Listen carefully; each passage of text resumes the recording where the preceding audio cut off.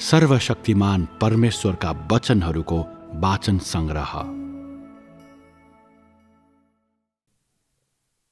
एउटा अत्यन्तै गम्भीर समस्या, विश्वासघात 2।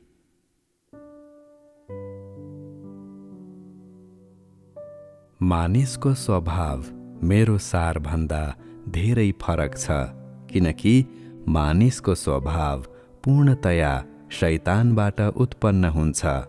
मानिसको स्वभाव शैतानद्वारा चलाइएको र भ्रष्ट पारिएको छ। यसर्थ मानिस त्यसको दुष्टता र कुरूपताको प्रभावमा जिउँछ। मानिस सत्यताको संसारमा वा पवित्र वातावरणमा हुर्कँदैन। मानिस ज्योतिमा जिउने कुरा त परै जाओस्। यसैले जन्मेदेखि नै स्वभावमा सत्यता हुनु कसैको निम्ति पनि सम्भव छैन। परमेश्वरको भय र आज्ञा पालन गर्ने सारको साथमा कोही जन्म नसक्ने कुरा त गर्दै नगरौं। यसको विपरीत मानिसहरूमा परमेश्वरको विरोध गर्ने, अवज्ञा गर्ने र सत्यतालाई प्रेम नगर्ने प्रकृति छ। मैले छलफल गर्न चाहेको समस्या यही प्रकृति, विश्वासघात नै हो। हरेक व्यक्तिले परमेश्वरको विरोध गर्ने कार्यको स्रोत विश्वासघात नै हो। यो मानिसमा मात्रै अस्तित्वमा रहने समस्या हो, ममा होइन। केहीले सोध्ने छन्, सबै मानिसहरू ख्रिस्ट जस्तै संसारमा बसोबास गर्छन् भने किन सबै मानिसहरूमा परमेश्वरलाई विश्वासघात गर्ने प्रकृति छ, तैपनि ख्रिस्टमा यो छैन? तिमीहरूका निम्ति स्पष्ट रूपमा व्याख्या गरिनुपर्ने समस्या यही हो। मानव जातिको अस्तित्वको आधार आत्माको दोहोरिने देह धारण हो। अर्को शब्दमा, हरेक व्यक्तिले आत्माको देह धारण भएपछि देहमा मानव जीवन प्राप्त गर्छ। कुनै व्यक्तिको शरीर जन्मिएपछि देह आफ्नो सीमासम्म नपुगुन्जेल त्यसको जीवनले निरन्तरता दिन्छ, जुन अन्तिम क्षण हो जब आत्माले आफ्नो आवरण त्याग्छ। कुनै व्यक्तिको आत्मा लगातार आउने र जाने यो प्रक्रिया बारम्बार दोहोरिन्छ र यसरी नै मानव जातिको अस्तित्व कायम हुन्छ। देहको जीवन मानिसको आत्माको जीवन पनि हो र मानिसको आत्माले मानिसको देहको अस्तित्वलाई समर्थन गर्छ।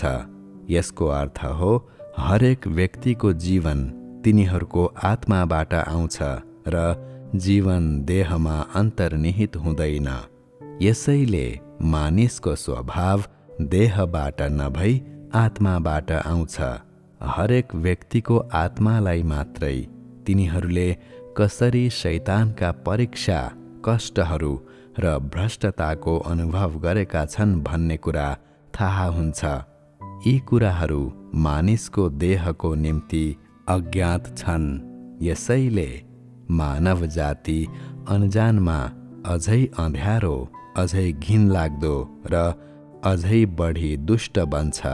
मानिस र म बीचको दूरी निरन्तर बढ्दै जान्छ र मानव जातिको निम्ति जीवन निरन्तर अँध्यारो बन्छ। शैतानले मानव जातिका आत्माहरूलाई आफ्नो पकडमा राख्छ। यसैले निश्चय नै मानिसको देहलाई पनि शैतानले ओगटेको छ। यस्तो देह र यस्तो मानव जातिले कसरी परमेश्वरको विरोध नगरोस्? तिनीहरू कसरी उहाँसँग अन्तर्निहित रूपले मिल्न सक्छन् र? मैले शैतानलाई मध्य आकाशमा फ्याँक्नुको कारण त्यसले मलाई विश्वासघात गरेकोले नै हो। त्यसो भए मानव कसरी तिनीहरूका संलग्नतादेखि स्वतन्त्र हुन सक्छन्? त्यसैले विश्वासघात मानव प्रकृति हो। मलाई भरोसा छ, यस तर्कलाई बुझेपछि तिमीहरूले ख्रिस्टको सारमा पनि केही हदसम्म विश्वास गरेको हुनुपर्छ। परमेश्वरका आत्माले पहिरनु भएको देह परमेश्वरको आफ्नै देह हो। परमेश्वरका आत्मा सर्वोच्च हुनुहुन्छ। उहाँ सर्वशक्तिमान, पवित्र र धर्मी हुनुहुन्छ। यसै गरी उहाँको देह पनि सर्वोच्च, सर्वशक्तिमान, पवित्र र धर्मी छ। यस्तो देहले मानव जातिको निम्ति धर्मी, हितकारी, पवित्र, महिमित र शक्तिशाली काम मात्र गर्न सक्छ। उहाँले सत्यताको उल्लङ्घन गर्ने, नैतिकता र न्यायको उल्लङ्घन गर्ने केही पनि गर्न सक्नुहुन्न। परमेश्वरका आत्मालाई विश्वासघात गर्ने कुरा त परै जाओस्।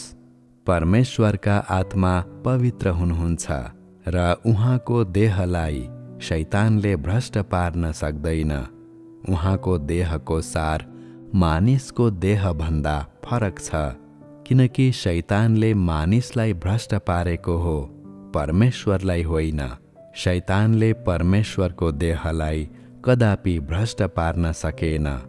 यसैले मानिस र ख्रिस्ट एउटै स्थानमा बास गर्नुहुने भए तापनि मानिसलाई मात्र शैतानले वश राख्छ, प्रयोग गर्छ र पासो पारेको छ। यसको विपरीत ख्रिस्ट अनन्तदेखि शैतानको भ्रष्टतादेखि अभेद्य हुनुहुन्छ, किनकि शैतान कहिले पनि उच्च स्थानमा उक्लन सक्षम हुने छैन र कहिले पनि परमेश्वरको नजिक जान सक्ने छैन। आज तिमीहरू सबैले बुझ्नुपर्छ कि मलाई विश्वासघात गर्ने मानव जातिलाई मात्र शैतानले भ्रष्ट पारेको छ। विश्वासघातको कुरा ख्रिस्टमा कुनै पनि हालतमा लागू हुँदैन। शैतानद्वारा भ्रष्ट पारिएका सबै आत्माहरू शैतानका राज्य क्षेत्रमा गुलाम पारिएका छन्। ख्रिस्टमा विश्वास गर्नेहरूलाई मात्र छुट्याइएका, शैतानको शिविरबाट बचाइएका र आजको राज्यमा ल्याइएका छन्। यी मानिसहरू अब उपरान्त शैतानको प्रभावमा बस्दैनन्। यति हुँदाहुँदै पनि मानिसको प्रकृतिले अझ पनि मानिसको देहमा नै जरा गाडेको छ। यसको अर्थ तिमीहरूका आत्मा बचाइएको भए तापनि तिमीहरूको स्वभाव अझ पनि पहिलेको जस्तै छ र तिमीहरूले मलाई विश्वासघात गर्ने 100% सम्भावना छ।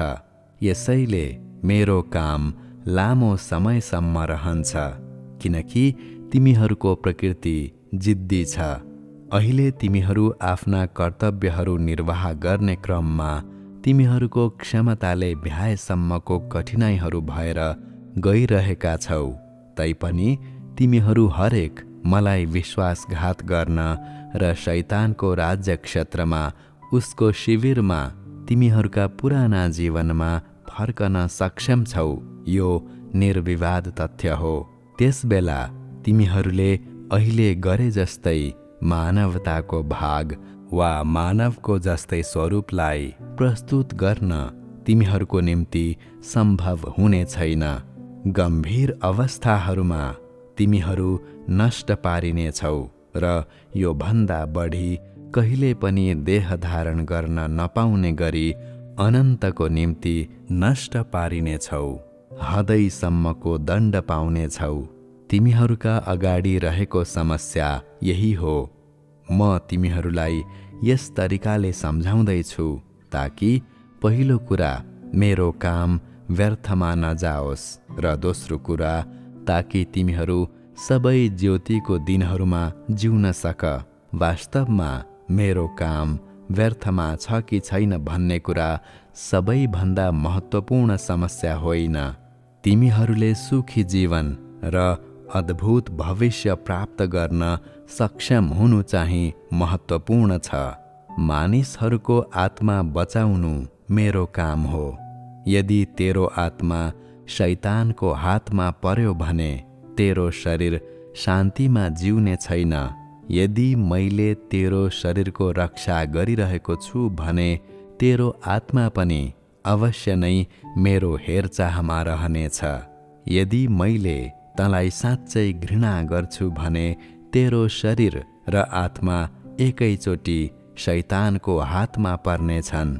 त्यस बेलाको तेरो अवस्थाको कल्पना गर्न सक्छस्? यदि एक दिन तिमीहरूमा मेरा वचनहरू हराए भने कि त म तिमीहरूलाई शैतानको हातमा सुम्पिदिनेछु, जसले तिमीहरूलाई मेरो रिस पूर्ण रूपमा गायब नहुन्जेलसम्म कष्टदायी यातनामा पार्नेछ। कि त तिमीहरू छुटकारा दिन नसकिने मानवहरूलाई म आफै दण्ड दिनेछु, किनकि मलाई विश्वासघात गर्ने तिमीहरूका हृदय कहिले पनि परिवर्तन हुने छैनन्। तिमीहरूभित्र म प्रतिको विश्वासघात कति रहेको छ भन्ने कुरा हेर्नको निम्ति अब तिमीहरू सबैले सकेसम्म छिटो आफै भित्र हेर्नुपर्छ। म उत्कटताको साथ तिमीहरूको जवाफको प्रतीक्षा गरिरहेको छु। मसँग लापरवाही भएर व्यवहार नगर। म मानिसहरूसँग कहिल्यै खेलबाड गर्दिन। म केही गर्नेछु भनेर म भन्छु भने म त्यो निश्चय नै गर्नेछु।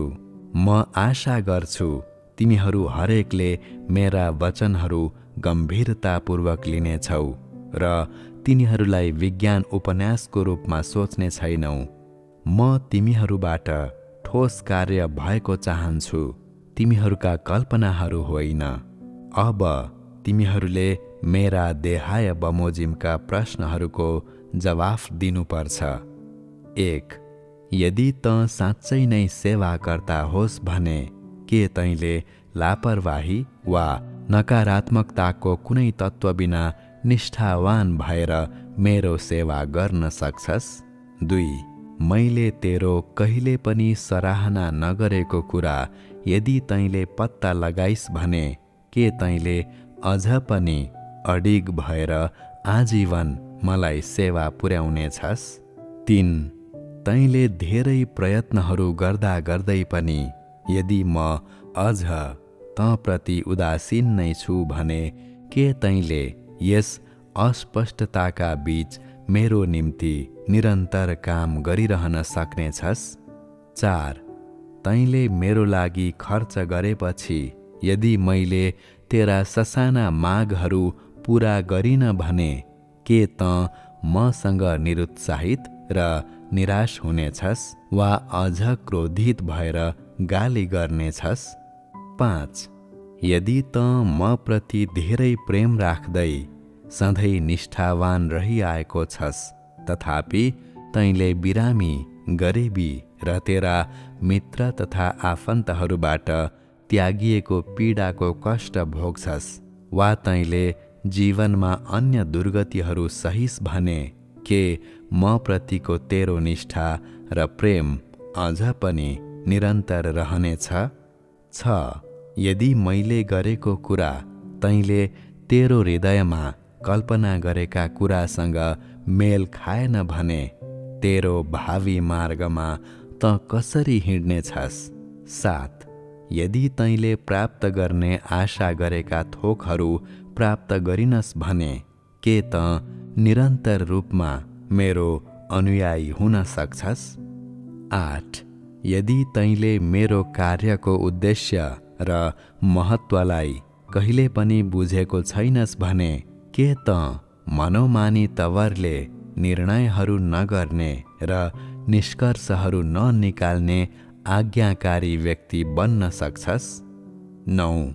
के तैँले मैले भनेका सबै वचनहरू र मानव जातिसँग रहँदा मैले गरेका सबै कामलाई कदर गर्न सक्छस्? 10. के तैँले केही प्राप्त नगरे तापनि मेरो निम्ति आजीवन पीडा सहन राजी भई मेरो वफादार अनुयायी बन्न सक्छस्? 11. के तैँले तेरो भावी अस्तित्वको मार्गको लागि विचार, योजना वा तयारी गर्ने कार्यलाई मेरो खातिर त्याग्न सक्छस्?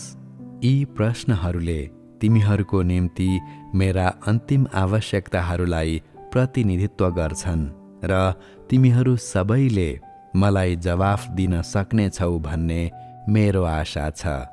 यदि तँलाई सोधिएका 1 वा 2 प्रश्नहरूलाई तैँले पूरा गरेको छस् भने तैँले प्रयास जारी राख्नुपर्छ।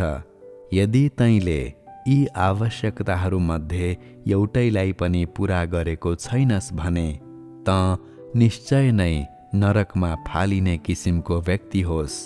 यस्ता मानिसहरूलाई मैले केही भन्ने आवश्यकता छैन, किनकि तिनीहरू निश्चय नै मसँग मिल्ने मानिसहरू होइनन्। कुनै पनि परिस्थितिहरूमा मलाई विश्वासघात गर्नेलाई म कसरी मेरो घरमा राख्न सकूँला र धेरैजसो परिस्थितिहरूमा मलाई धोका दिनेहरूको हकमा अन्य बन्दोबस्तहरू गर्नु अगाडि म तिनीहरूको कामको अवलोकन गर्नेछु। यद्यपि मलाई जुनसुकै परिस्थितिहरूमा विश्वासघात गर्न सक्ने सबैलाई म कहिले पनि बिर्सने छैन।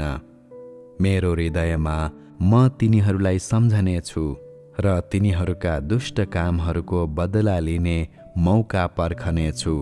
मैले उठाएका आवश्यकताहरू तिमीहरूले आफैमा जाँच गर्नुपर्ने समस्याहरू हुन्। मलाई आशा छ तिमीहरू सबैले तिनीहरूलाई गम्भीरतापूर्वक लिन सक्छौ र मसँग लापरवाही तरिकाले व्यवहार गर्दैनौ। निकट भविष्यमा म मेरा आवश्यकताहरू विरुद्ध तिमीहरूले दिएका जवाफहरूको जाँच गर्नेछु। त्यस बेलासम्म म तिमीहरूबाट ज्यादा केही माग गर्ने छैन र तिमीहरूलाई थप गम्भीर चेतावनी दिने छैन। बरु म मेरो अधिकारको प्रयोग गर्नेछु। सुरक्षित राखिनुपर्नेहरू सुरक्षित राखिनेछन्, इनाम दिइनुपर्नेहरूलाई इनाम दिइनेछ। शैतान कहाँ सुम्पिनु पर्नेहरूलाई शैतान कहाँ सुम्पिइनेछ। कठोर दण्ड दिइनु पर्नेहरूलाई कठोर दण्ड दिइनेछ र नष्ट गरिनु पर्नेहरूलाई नष्ट गरिनेछ। यसैले मेरा दिनहरूमा मलाई विचलित पार्नेहरू कोही पनि हुने छैनन्। के तँ मेरा वचनहरूमा विश्वास गर्छस्? के तँ प्रतिशोधमा विश्वास गर्छस्? मलाई ठग्नेहरू र मलाई विश्वासघात गर्नेहरूलाई म दण्ड दिनेछु भन्ने कुरामा तँ विश्वास गर्छस्? त्यो दिन चाँडो आओस् भन्ने आशा गर्छस् कि ढिलो आओस् भन्ने आशा गर्छस्? तँ दण्डदेखि आतंकित हुनेमा पर्छस् कि दण्ड सहनै पर्ने भए तापनि मेरो विरोध गर्नेहरूमा पर्छस्? जब त्यो दिन आउँछ तँ हर्ष र हाँसोमा बस्नेछस् कि तँ रुने वा दाह्रा किट्नेछस्? के तँ त्यो कुराको कल्पना गर्न सक्छस्? तेरो अन्त्य कस्तो हुनेछ भन्ने तैँले आशा गरेको छस्? तैँले म माथि 100% विश्वास गर्छस् कि 100% शङ्का गर्छस् भन्ने कुरालाई तैँले कहिल्यै गम्भीर भएर विचार गरेको छस्? तेरा कार्य र व्यवहारहरूले तँमाथि कस्ता परिणाम र प्रतिफलहरू ल्याउनेछन् भनेर के तैँले कहिल्यै ध्यान दिएर विचार गरेको छस्? के तँ मेरा वचनहरू पूरा हुनेछन् भन्ने साँच्चै आशा गर्छस् कि मेरा वचनहरू पूरा हुनेछन् भनेर आतंकित हुन्छस्? यदि मेरा वचनहरू पूरा गर्नलाई म चाँडै नै जानेछु भन्ने तँ आशा गर्छस् भने तेरा आफ्नै शब्दहरू र कार्यहरूलाई तैँले कसरी लिनुपर्छ? यदि तँ मेरो प्रस्थानको आशा गर्दैनस् र मेरा सबै वचनहरू तत्कालै पूरा हुनेछन् भन्ने आशा गर्दैनस् भने तैँले आखिर ममाथि किन विश्वास गर्छस्? तँ किन मलाई पछ्याइरहेको छस् भन्ने तँलाई साँच्चै थाहा छ? यदि तेरो कारण तेरो क्षितिजलाई विस्तार गर्ने मात्र हो भने तैँले त्यसको लागि आफैलाई कष्ट दिनु आवश्यक छैन। यदि आशिषित हुनु र आसन्न विपत्तिलाई टार्नलाई हो भने तेरा आफ्नै व्यवहारप्रति तेरो किन चासो छैन? तैँले मेरा मागहरू पूरा गर्न सक्छस् कि सक्दैनस् भनेर तँ किन आफैलाई सोध्दैनस्? आउनेवाला आशिषहरू प्राप्त गर्नको निम्ति तँ योग्यको छस् कि छैनस् भनेर तँ किन आफैलाई सोध्दैनस्?